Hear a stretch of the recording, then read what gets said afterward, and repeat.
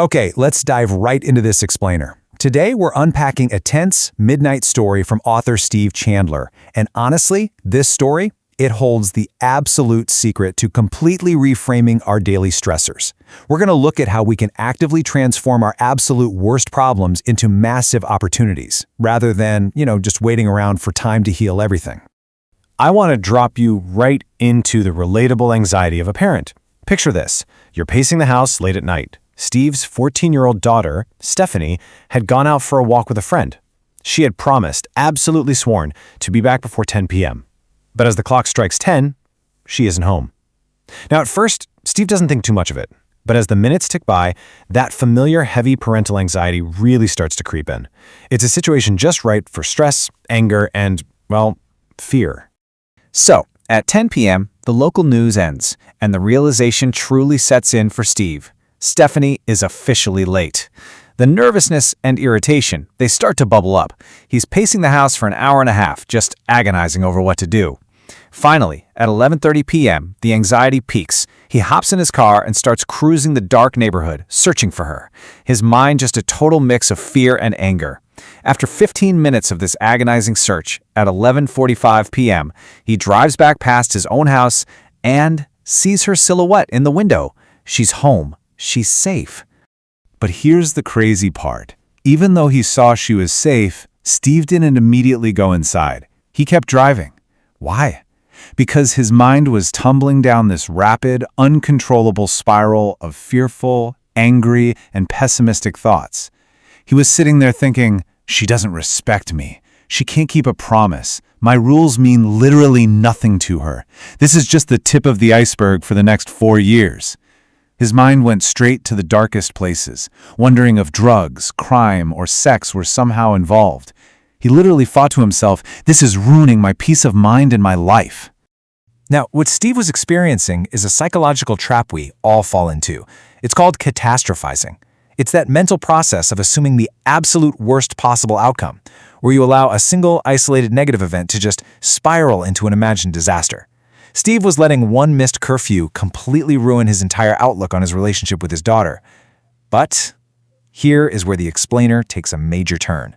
Steve recognized he was wallowing in this exact trap.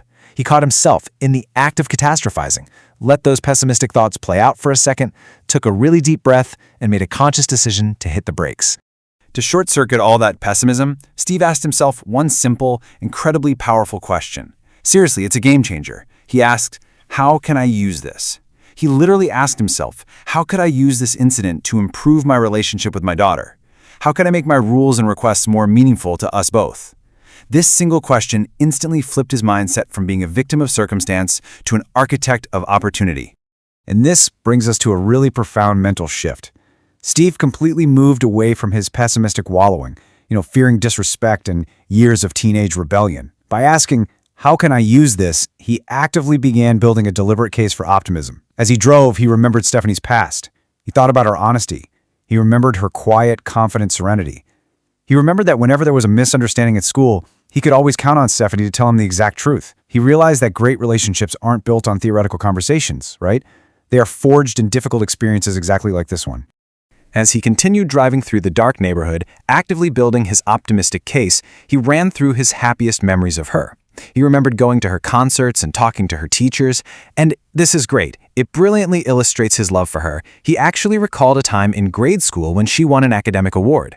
He was so intoxicated with pride that he embarrassed her by asking the school principal if they would consider renaming the entire school after her. I mean, can you imagine? Remembering this humor and that deep affection completely won his mind over to the optimistic side. He was finally ready to go inside. So let's break down the actual confrontation when Steve finally walked through that front door. He didn't just walk in and start yelling. He followed a very deliberate path. First, he saw she was scared and kind of trying to play the victim, blaming the whole incident on not having a watch. Steve just listened patiently. Second, instead of just grounding her on the spot, he framed the incident as a major relationship event. Third, he shared his personal vulnerability. He told her exactly how scared and angry he was, and how he had lost sleep over it. And fourth, he reestablished the profound value of trust. He reminded her how much he cherished her lifelong truthfulness, and told her they might have just lost all of that and would literally have to start over. Naturally, Stephanie protested a bit, saying, "Dad, it's not that big a deal." But Steve insisted it absolutely was. He told her, "It's all about our relationship and whether we are going to keep agreements." He explained that he wanted her to be as happy as possible, and that could only happen if they kept agreements with each other. Coming home when you say you're going to come home isn't just some arbitrary rule. It's the very foundation of mutual trust. It's everything. And this brings us to the result, which was phenomenal. The lasting impact of that night was huge. Stephanie became extremely sensitive to keeping her word. From that night on, if she went out and promised to be back at a certain time, she always made sure she or a friend had a watch on them. They never forgot that night because it clarified the whole idea of trust and agreements for both of them. In fact, Steve notes that, looking back, you can even say the missed curfew was actually a really good thing.